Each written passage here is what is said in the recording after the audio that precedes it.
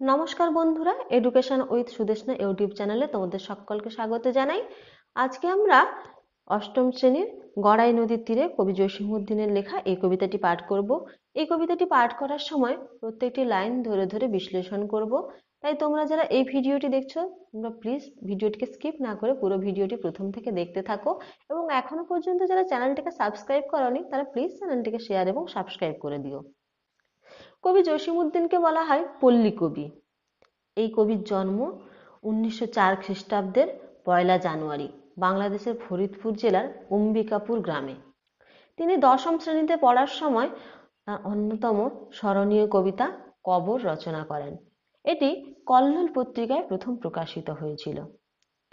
কবির উল্লেখযোগ্য কাব্যগ্রন্থগুলো হলো নকশিকাঁথার মাঠ, রাখালি, বালুচর, ধানক্ষেত, সুজনবাদিয়ার ঘাট, বেদের মেয়ে শীর্ষক গীতিনাট্য, চলে মুসাফির নামক ভ্রমণ কাহিনী। ঠাকুরবাড়ির আঙিনায় গ্রন্থ রচনায় তার সাহিত্য প্রতিভার অনন্যতা ধরা পড়েছে। রবীন্দ্রভারতী বিশ্ববিদ্যালয় থেকে তিনি ডিলেট উপাধিতে সম্মানিত হন। এই মহান কবির মৃত্যু হয় 1976 খ্রিস্টাব্দের 18 মার্চ। কবিতাটির উৎস এবার জানব। গড়াই নদীর তীরে কবিতাটি পল্লী কবি জসীমউদ্দিন রচিত সজন দরিয়ার ঘাট শীর্ষক কাব্যগ্রন্থ থেকে নেওয়া হয়েছে। এবার কবিতাটির বিষয় সংক্ষেপে একটু জানি।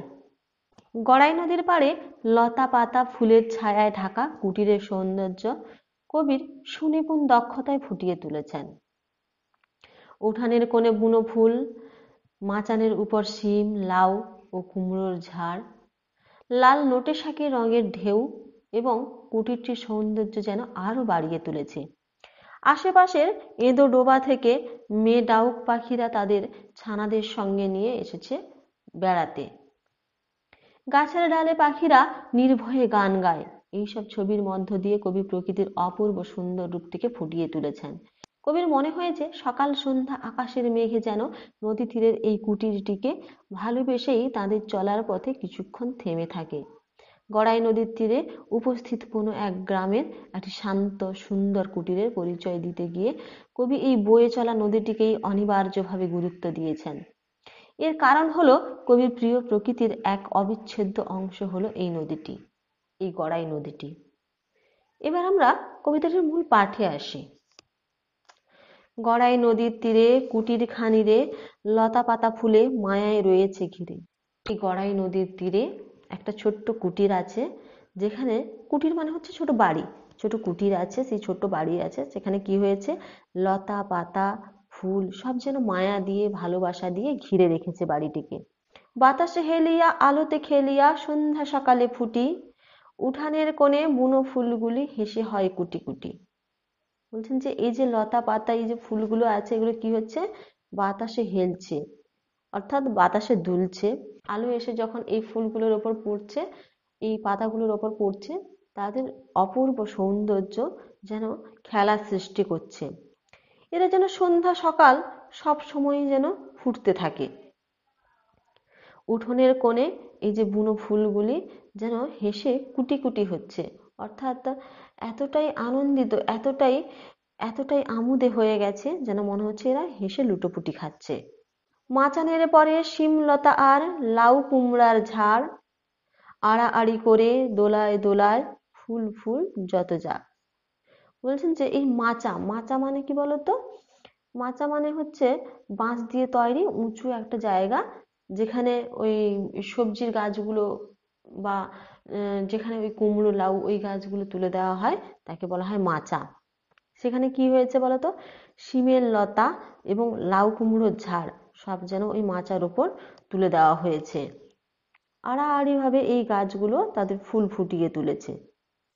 তল দিয়ে তার লাল নোটে শাক মেলেছে রঙের ঢেউ।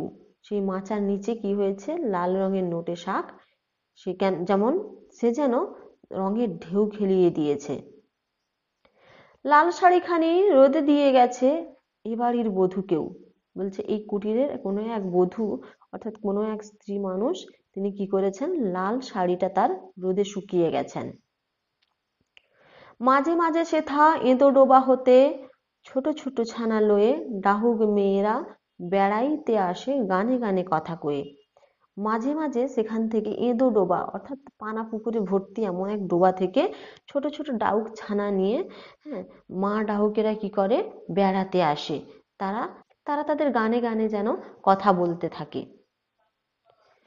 গাছের শাখায় বনের পাখিরা নির্ভয়ে গান ধরে, এখনো তাহারা বোঝেনি হেথায় মানুষ বসত করে।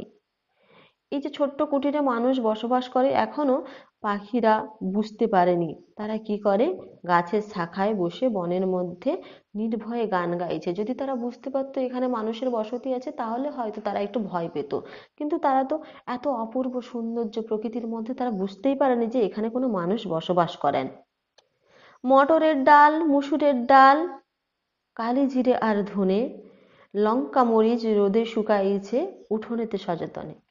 বলছেন মটরের ডাল আর মুসুরের ডাল, মানে প্রত্যেকটা মুসুরের ডাল হচ্ছে লাল আর ডাল হলো হলুদ রঙের, কালজিরে আর ধনে, কালজিরে মানে কালো রঙের আর ধনে তো তোমরা সবাই জানো লঙ্কা মরিচ, লঙ্কা আর মরিচ, লঙ্কা সবুজ আর মরিচ হলে লাল হবে, কেউ যেন রোদে শুকিয়ে গেছেন যত্ন করে।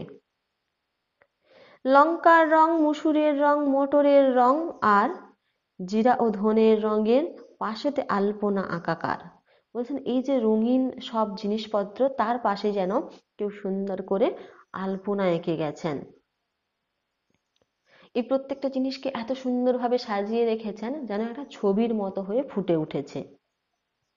যেন একখানি সুখের কাহিনী নানান আখরে ভরি, এ বাড়ির যত আনন্দ হাসি আঁকা জীবন্ত করি।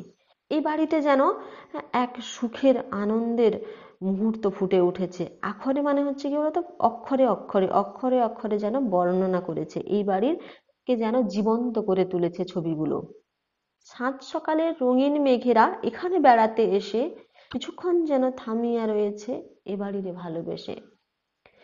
কবি কল্পনা করেছেন সন্ধ্যা সকালে রঙিন মেঘেরাও আকাশে ভেসে বেড়ানোর সময়ে এই কুটিরের সৌন্দর্যে মুগ্ধ হয়ে থমকে দাঁড়ায়। কবি গ্রাম বাংলার প্রকৃতির নানান উপকরণের মাধ্যমে লক্ষ্য করেছেন রঙের সমারোহ। তার মনে হয় সেই রঙের মিশে আছে ভালোবাসার ছোঁয়া। কবির কল্পনা এতটাই সুন্দর ছিল। আজকে এই পর্যন্ত। কবিতাটি যদি তোমাদের ভালো লাগে তাহলে প্লিজ চ্যানেলটিকে শেয়ার এবং সাবস্ক্রাইব করে দিও।